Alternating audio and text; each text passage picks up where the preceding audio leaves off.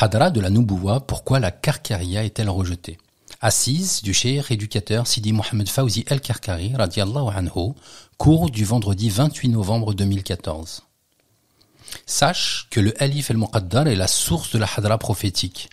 Il s'agit du degré de la pérennité dans les plus hauts niveaux de proximité qui, une fois qu'il est atteint, ne permet à aucun retour en arrière.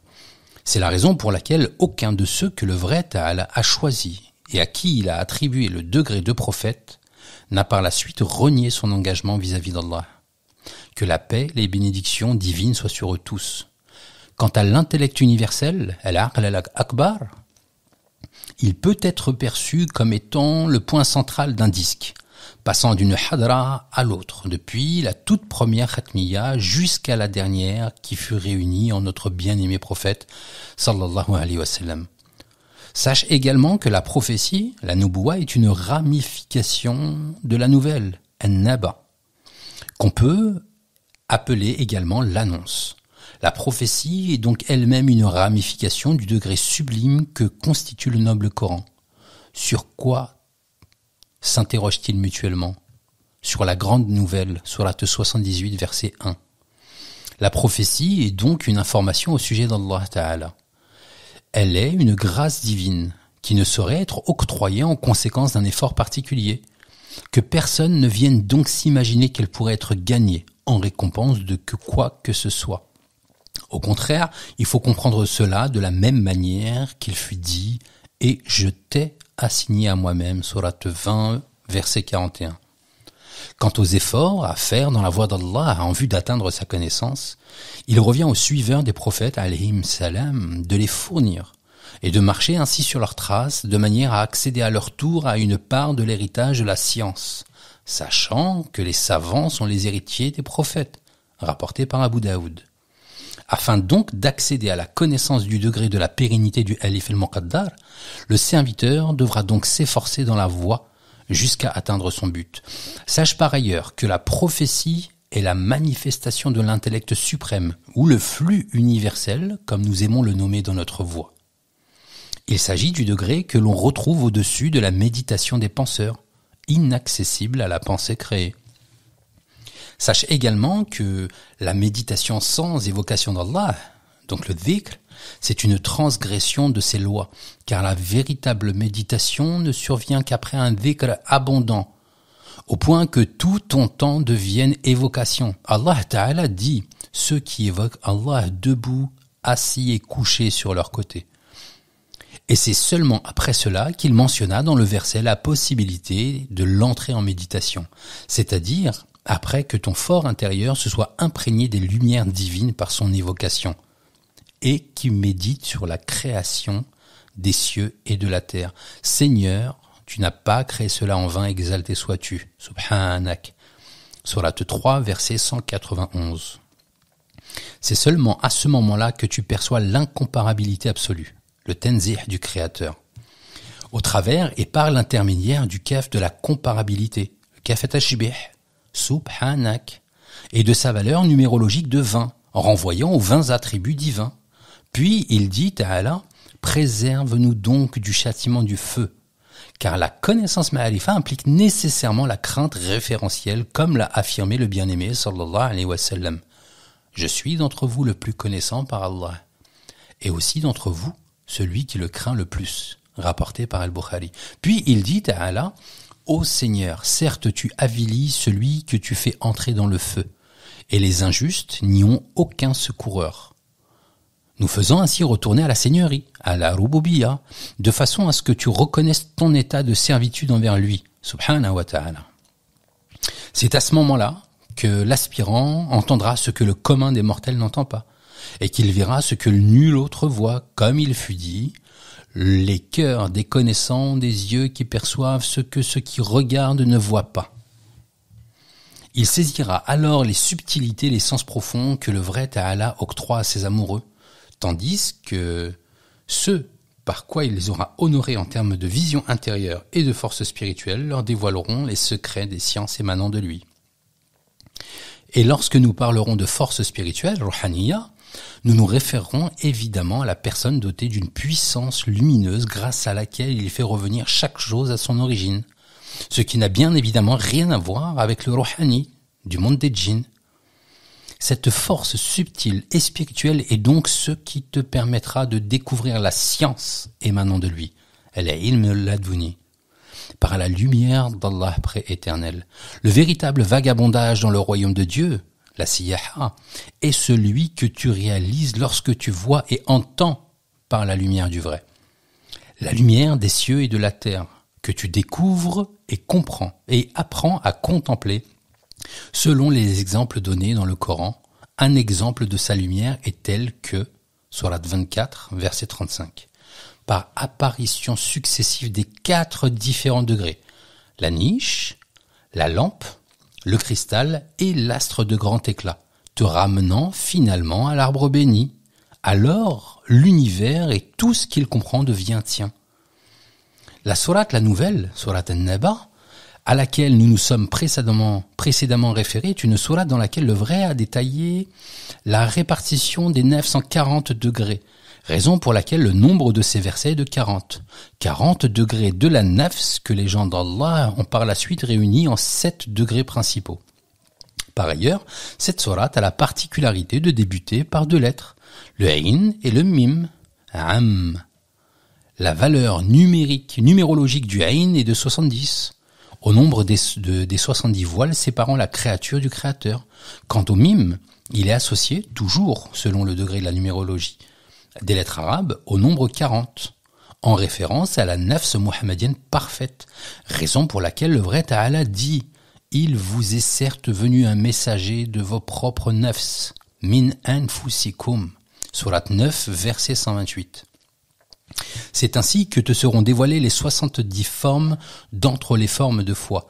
Car, comme le précise le hadith, la foi est constituée de 70 et quelques branches. La meilleure d'entre elles est la parole La ilaha illallah. Et la plus basse est de débarrasser le chemin de ce qui l'encombre. Sahih Muslim. Débarrasse donc le chemin de ta propre nafs. Car ce n'est rien d'autre qu'elle qui l'encombre. Quant à la parole divine, sur quoi s'interrogent-ils mutuellement? Sur la grande nouvelle à propos de laquelle ils divergent? Eh bien non. Ils sauront bientôt. Encore une fois, non. Ils sauront bientôt. Sourate 78, versets 1 à 5. Il s'agit là d'une clarification évidente du fait que lorsqu'apparaissent les lumières et les signes de la voix portant avec eux des secrets célestes et lumineux, il est inévitable que les nefs s'expriment et tombent en désaccord les unes avec les autres.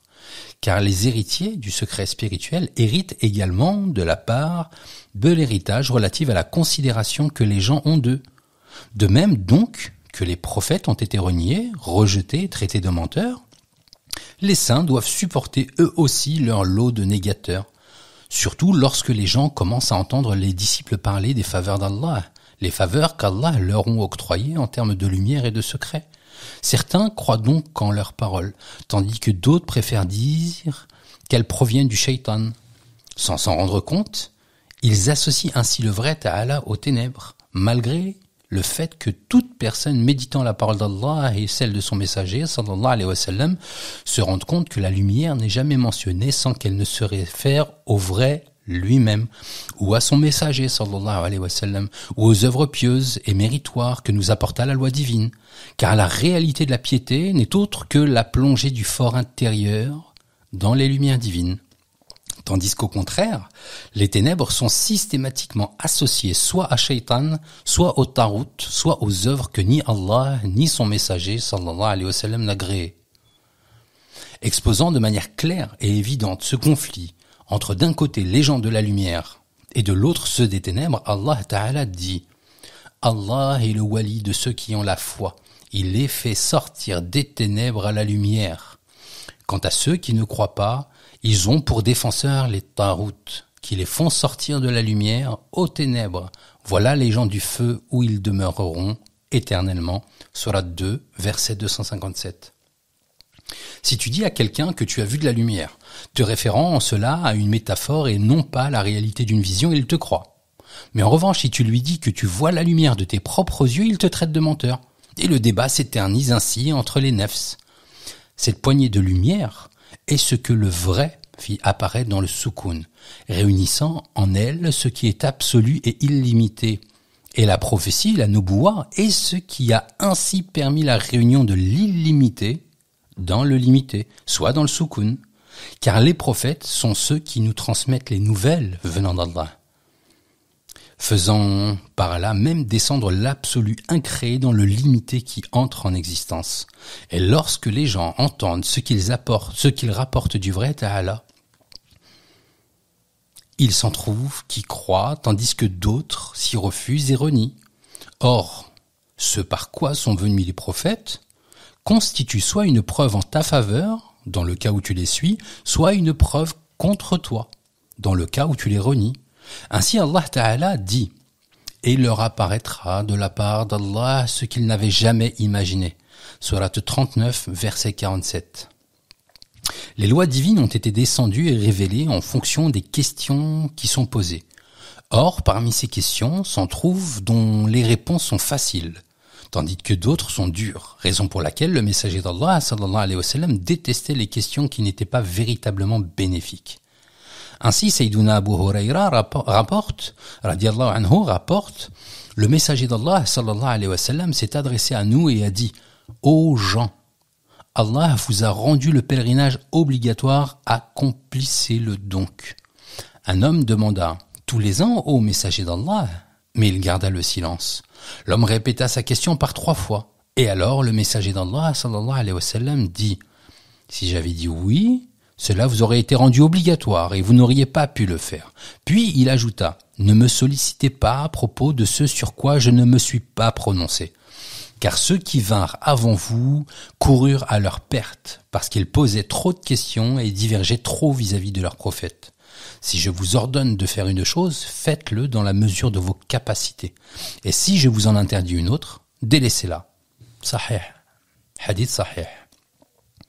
Le Coran nous informe également au sujet de ceux qui multiplièrent les questions et se compliquèrent considérablement les choses à l'instar des fils d'Israël et l'histoire de la vache, ou bien lorsqu'ils réclamèrent la vision sans y être prêts.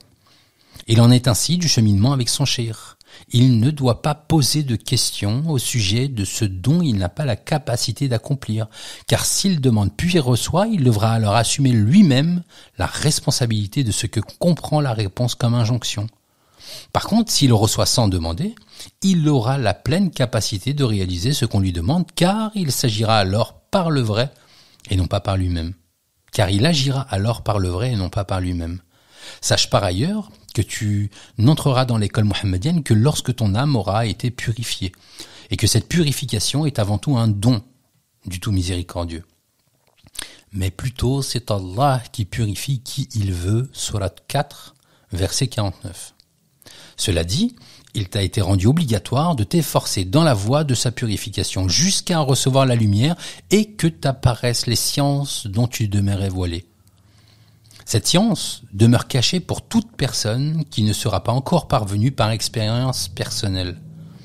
Et sa toute première manifestation apparente est la même chez tous les aspirants. Il s'agit de la vision de la lumière divine. Chacun débute ainsi par la vision d'une étoile qui vient percer le ciel de son cœur jusqu'à là demeurer obscur. Puis l'aspirant chemine jusqu'à ce que ce point de départ devienne celui de son arrivée. La multiplicité des enseignements émanant de ce point de départ fit que chacun le contempla d'une manière différente des autres, bien qu'elle ne soit qu'une seule et même entité absolument unique. De même, les noms divins ont beau différer les uns des autres, la réalité profonde de ce vers qui il renvoie est unique. C'est la raison pour laquelle on considère que l'existence est un attribut d'essence de ce point du commencement, car l'existence de ce point est directement liée à celle du vrai Azza wa Jal. Sache aussi que toute théophanie apparue dans l'existence, que ce soit dans le monde de l'inconnu, al-Ghaib, ou dans le monde visuel, la Shahada, ne provient que de son nom l'apparent, al-Zahir. Et tu ne peux en aucun cas dire que le vrai s'est manifesté à toi par son nom l'occulté, al-Batin, car la théophanie est la considération d'une forme d'apparition de celui qui se manifeste. Quant à al-Batin, il demeure occulté.